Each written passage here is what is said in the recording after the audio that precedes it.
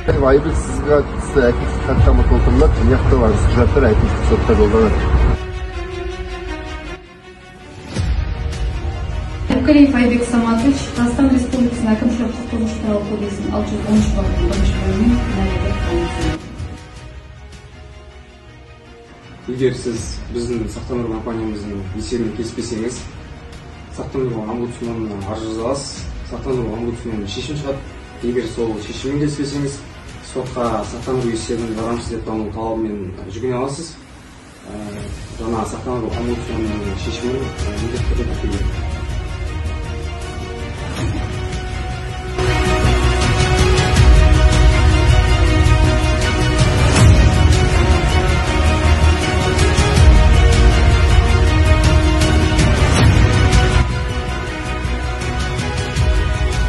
Қазақстан Республикасы атынан шешім.